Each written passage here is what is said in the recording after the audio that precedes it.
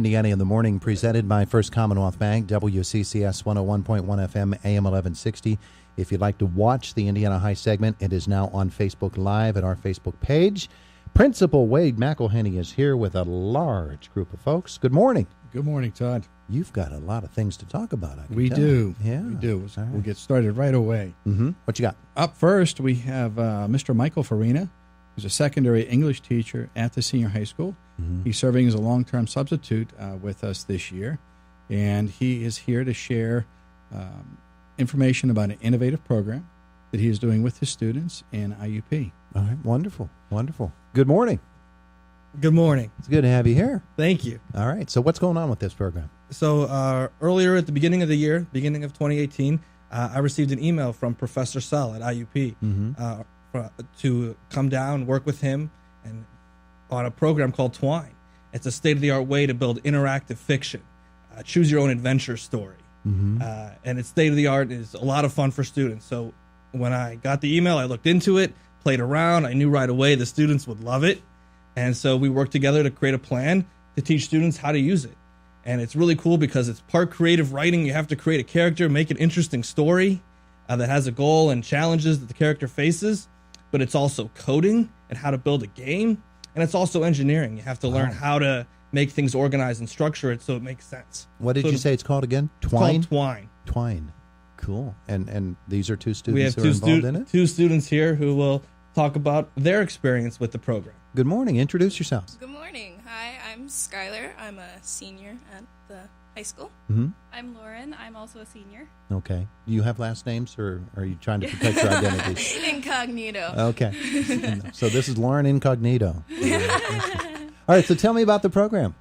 Well, it was amazing to work with the people that came and helped us and sort of taught us the way. We're super easygoing. It's basically like you just create an entire world based on choices, and it really unravels depending on like what choice you make in your story, which allows for like a whole different realm of creativity that I never thought was possible. Mm-hmm. Mm-hmm. And you created a character? Yeah, like you can basically create any sort of story, any sort of character that you want. You can have it as like the person that's playing is like in the story that they're the character, or you can have certain characters and you have them play as second person, or like it's really just a whole world of opportunity. Oh, yeah, give me a thumbnail. What's your character? What's it about? Well, my story basically was the person playing is the character, and they're basically stuck in a house with a few of their friends, and they're being chased by this unknown force. And it's sort of like a game of survival, and you have to find your way out to the exit of the house. I hate when those unknown forces get caught in my house, and I can't get away from them. Lauren, what about you? Well, I've always been curious about how like video games worked for answering questions, and it was nice to have like a sneak peek to not only see how they were created, but to get to make one myself using that kind of technique. It was like watching my favorite video games take off their makeup. Now, when he said, this is what we're going to do, was it something you said, oh, I can't wait to get involved in this, or did you have to be convinced? Honestly, I thought, well, how a nice opportunity to learn something that I hadn't seen before. Mm-hmm. So I'm going to be honest, I groaned a little. The word coding, I groaned. But it was an amazing experience, and I'm glad I sort of hopped on board. So coding was the unknown force in the house. Yeah. Who was your character? My character is first person, and the setting is that there are no prisons, but you don't know that yet. If you commit a serious crime, you're put into this survival game, and you don't find out who you are. You don't remember who you are. You don't remember what you did until you beat the game. Oh, okay. That's cool. That's very Arnold Schwarzenegger, Richard Dawson, isn't it? You don't know? Do you know that movie? No. No, you don't. The Running Man. The Running Man. Yeah. There you go. Well, it sounds like you're both having fun with it. Absolutely. Terrific. I'd do it again. Oh, good. Good. That's what the goal is, isn't it? Absolutely. All right. Terrific. Well, thank you. Thank you. We appreciate that very, very much. Mr. McElhenney, you're next. Mr. Marino, and next we have Mike Lehman. He is a secondary science teacher at the senior high school, and he is one of the co-advisors of Science Club. He and some students are here to talk about the Science Club and some really interesting activities and events in which they have participated. And I can tell already this segment is going to go into the 9 o'clock hours. So take your time, Right. as long as nobody has to go back and take some test. All right, good morning. Good morning. Good So morning. I'm Mike Lehman. I am co-advisor along with Jamie Edmonds and Emily Hickson at the high school, who are also both their biology teachers. I've got 3 students here today. They're going to talk about Science Club a little bit. I can tell you a little bit about Science Club before they get started. Science Club is an opportunity for students in high school to do either individual projects or university-level research while they're still in school. So those types of projects open up a lot of opportunities for students as they leave us and go into their next level of education. This morning I've got Tian Shira, I've got Eliza Ray, and I've got Mr. Nathan Birch. They're going to talk about some of the things we've done this year, some of the things they've done, and some of the things we've got upcoming. All right. So when we triple team that mic, we have to make sure that the person speaking at any given time is up close to it, okay? And each of you can introduce yourselves and let us know what you have for us today. Okay. Hi, I'm Tian Shira. I'm the president of Science Club, and I'm a junior at the high school. Mm-hmm. Hi, I'm Eliza Ray. I'm a sophomore in Science Club, and this is my first year joining. Uh-huh. Hi, my name is Nathan Birch. I'm a sophomore as well, and this is also my first year in the club. Wonderful, wonderful. So our club participates in 3 different science fairs. We participate at PJAS, which takes place at Slippery Rock University. That's a competition that we already participated in. There, we're graded on a rubric, and if you get a first at that competition, you move on to our state's competition, which takes place at Penn State in May. Our second and most recent competition was Pre-Ceph, which took place at Heinz Field in Pittsburgh. This is one of our most exciting competitions because you compete with a trifold poster, and it offers opportunities to meet college scouts and be awarded scholarships. Over the past 3 years, our science club has been super successful, and we have won almost $150,000 through Science Club and the scholarships that the universities award to us. This year was a really successful year. I think this was like where we won the majority of our money. I think we won around $100,000 just this year. Wow. Our club has expanded a lot, which allowed us to bring in a lot of new students who also brought us in a lot more scholarships. And our final competition will be at States at Penn State, like I mentioned. There's 17 students going to States, and it's a 3-day competition, so we'll be there sleeping overnight. And it's really great. It's a really great opportunity. So Yeah. Wonderful. Wonderful. That sounds great. Now, each of you, young sophomores, now you're the senior leading them through this whole experience, right? yeah. And let's hear from each of you as well.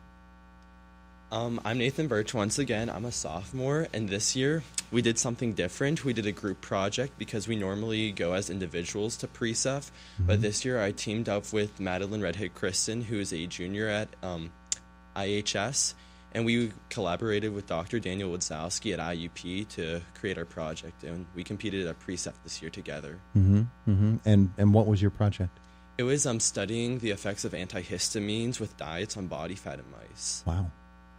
That's not small stuff. No, these guys are really participating in some nice high-level research. Yeah, when you hear them say things like Nathan just said, what goes through your mind? They're doing they're paying attention in class, aren't they? Well, that's true, and I also thank goodness that I don't teach biology. Well, that's wonderful. And what is your project? I worked by myself, and I tested the effect of fluoride on our bone health, which was really interesting. And I got to reach out to a whole bunch of my high school teachers who helped me out with that. And at Pre-Ceph, I was offered a scholarship to Penn State Altoona, which is really exciting considering I'm a sophomore. Yeah, that's wonderful. So what did you find out? We think of fluoride and its effects on our teeth. What did you find out in relation to the rest of our bones? I found out that fluoride makes our bones more brittle, actually. Really? Yeah, from the research I did. And so I guess the obvious offshoot of that would be that we need to do more to protect our bones by taking calcium Yes. supplements and things of that nature? Yes. Wonderful. Well, that's what led you to that subject? I was just really interested in fluoride. My friends and I debate about it a lot, whether it should be in our water or not.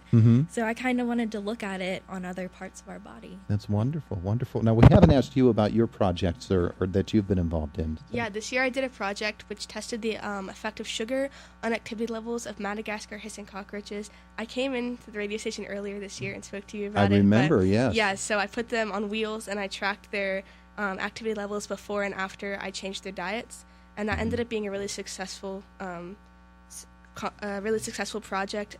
It won me quite a few scholarships at Pre-Cef, which was really great for me. Yeah. Yeah. Yeah, because I've always been concerned that our Madagascar hissing cockroaches aren't getting enough exercise.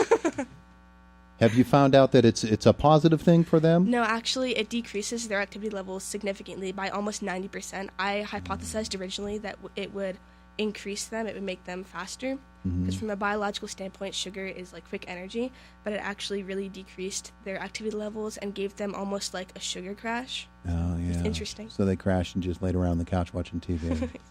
Cockroaches, they tend to do that. Thanks. That sounds wonderful that you did all that. That's a tremendous undertaking, Principal McElhenney. You must be pretty proud. I'm very proud. Very proud. Yeah. Okay. So it is 8:57 now. Obviously, we can't get every segment in at this time. And are you okay with hanging around? We're okay. Terrific. Hey, thanks all for coming in this morning. Josh is going to do the news. We're going to interrupt our Facebook Live right now and get back to it in just a few moments after the news at the top of the hour from Fox and some other things that Jack will be coming by with sports, things of that nature. So it is Indiana in the Morning, presented by First Commonwealth Bank. It's WCCS 101.1 FM and AM 1160 on Indiana in the Morning. And he's got a group from Indiana Senior High. We actually began the segment last half hour. We get to continue it now. So the saga continues. Yeah. So what's up? Up next, what we have is Mr. Eric Brocious, our esteemed BCIT teacher at the senior high school, and also one of our co-advisors of FBLA. And he is here with a few students to talk about some recent accomplishments in FBLA. There you go. Mr. Brocious, they're throwing all kinds of initials at you there. What's BCIT stand for? What's that again? BCIT. It's business curriculum. It's business, computers, informational technology. There you go. So, you go. So for our listeners' benefit, that's where we're talking about here with FBLA. It's our business students, and I'm going to talk about future business leaders of America. We have a group of just under 100 students in our club, and we compete regionally every year at IUP. And this year we had 36 students qualify to go to the State Leadership Conference in Hershey, Pennsylvania. I did bring 3 students that were there that competed. And we actually walked away with 5 top 10 finishers. Wow. We did not have any national finals this year. We did take 4 last year. But again, we'll go back and plan on trying to go next year. Yeah, wonderful. Is that a big group for you typically? 36, it's a pretty average size group. Yeah. We're usually anywhere between 35 to 50, somewhere in there. Yeah. So it's a pretty normal size group. All right, terrific. Well, let's meet some of these students, and each of you can introduce yourself. Hi, I'm Becky Schellenberger. I'm a senior at the high school. Okay. I'm Justin Rabel. I'm a sophomore at IHS. Okay, why don't you pull that microphone down for her? I'm Megan Brocious, and I'm a freshman at the high school. Yeah, we didn't mean to put that microphone way high for you there this morning. All right, so let's talk a little bit about the competition, about what you're developing there as a member of this curriculum. Well, there are a wide variety of competitive events that you can compete in, anywhere from, I know Megan competed in an objective test. I did a speaking event. Some of them are presentations, case studies, and it covers many different aspects of business. Mm-hmm. All right, so tell me specifically about what your competition was about and what it was like for you. I competed in impromptu speaking, so 10 minutes before you present to the judges, they give you a topic, and like I said, you have 10 minutes to develop your speech, and then you present it as soon as those 10 minutes are up. What'd they throw at you? At regionals, it was a prompt about technology and business, and then at states, it was about should the SAT affect your chances of getting into college. Up or down? I said it shouldn't, but I'm a senior, experienced it. I didn't like it. Understand. Perfectly understand. Well, congratulations on the journey and on how well you did. Thank you. All right, let's meet some of our others. Now, you're a sophomore, you said? I am. Okay, so tell us again about your portion of the competition and what you did. I was in a group with 2 other students my grade, and we did global business, which is the international study business between countries and currencies and different terms. And for our test, we had to do an online test of 100 questions, and whichever group in our regional, which was the first team to win it, I guess, got to go to the SLC in Hershey. Mm-hmm. So when you do a competition where you're part of a team, when you're a group and you're taking this together, how confident do you have to be in what one or the other member of the group might say to say, okay, that's going to be our answer? I mean, it doesn't necessarily matter. I mean, if you have one person who's very educated in this, I mean, I guess that they could sort of carry the others. But with the two other people that I had, we sort of just collaborated all our information, and we did pretty well on the test to go to the SLC. First trip to Hershey for you? Yes, sir. And how did you enjoy the experience? I liked the experience down there. I mean, we did workshops that were 45 minutes apiece, and we'd rotate. I mean, it was very good information. A lot of it connected to future advice, like in college and stuff for millennials, and like how to finance your budgeting and how to pay for college and whatever else. Wonderful, wonderful. All right. Now, I know it was your first experience there because you're a freshman. Yes, I am. And so tell me about the experience overall first. I want to hear So about for that. me, it was really great to be able to get to go my first year. So my dad is the advisor, so for me, it's like a lot easier. He's always there, and like I've always been like around FBLA like my whole life. I've always gone on all the national trips, so like it's pretty much been like a big part of my life for like a long time. See, some might say with your dad in that role that it'd be harder for you because No, you might I mean have- for me, he's always like if I need something, like he's always like one like room down or something, and I can always go talk to him if there's something about FBLA that I don't know about or like something about my event. Like he's always there to ask questions. So tell me about the actual competition for you. What was it like? So I competed in computer apps. So for my test, I had to do the online 100 questions, and then I also had to do a test on a computer where you actually had to like create all the documents on it. So overall, like it was pretty basic. Like it's mostly common sense.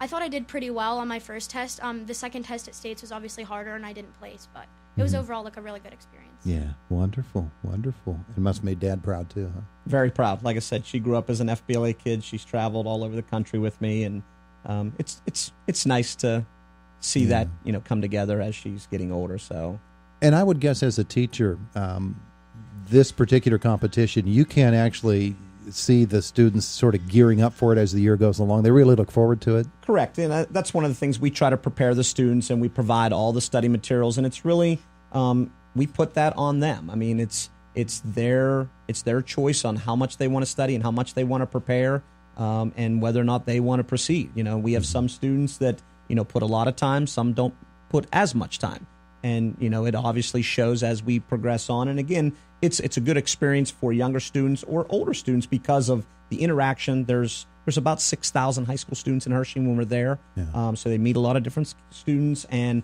the workshops that Justin talked about are great experiences for them that teach them a lot of aspects that we may not get to cover every day in class. Yeah, absolutely. All right, congratulations to all of you. Wonderful job. As Principal McElhenney comes up, I'll tell you that the sirens you just heard going by the studio, there's an accident on Route 422 in Armstrong Township, so emergency vehicles on the way there. If you're driving in that area, you want to be extra cautious this morning. Okay, Principal McElhenney, how much do we have left here? We have one segment left, one person. Okay. And we have with us Connor McQuaid. He represents our regular student perspective, and we'll turn it over to Connor. All right, Connor, good morning. Good morning, sir. How are you? Wonderful. Awesome. So today for my student perspective, I wanted to talk about the recent Parkland event and on February 14th. And about 8 of us, students at IHS, decided that we wanted to do something to commemorate the events and really show that we did care as a school and a community. So this previous Tuesday on April 17th, we had a commemoration with about 90, 100 students outside of our school, and to be able to commemorate that, which was a really cool event. We stood for 6 minutes and 20 seconds, which was exactly how long the shooting at Parkland, Florida took. So standing there and in the snow weather really showed how much can happen in such a short amount of time, and just kind of in a way experiencing the amount of time that took really made me realize that there needs to be something to happen, and that maybe we can try to make a change even as a school in Indiana, Pennsylvania. And Teen JR, who actually just spoke recently for the Science Club, was a big help with that, and she was probably the leader of our group, so it was really great to have somebody like that to be able to help and make such a great event. And on a positive note, a month from today, May 19th, we'll be having our prom, which is from SGA, and this year we're going all out. We're going as big as we can, and we're going to the Gateway Clipper, and the theme is living it up in the city, so we're really excited for that, being able to have a great night a month from today. So yeah. Wonderful. Well, Indiana High keeps on moving. Yeah. Hey, Connor. Yeah, thank you, sir. Appreciate that. Principal McElhaney, that's a pretty prestigious group of people you brought to us today. They're very well accomplished, very proud of their efforts and contributions to our school community and the community at large, as well as our faculty who sponsor and advise these young people. All right, very good. Thank you all for coming in and for hanging around a little bit longer than you planned. We appreciate it. Thank you, Tony. It is Indiana in the Morning, presented by First Commonwealth Bank, WCCS 101.1 FM and AM 1160.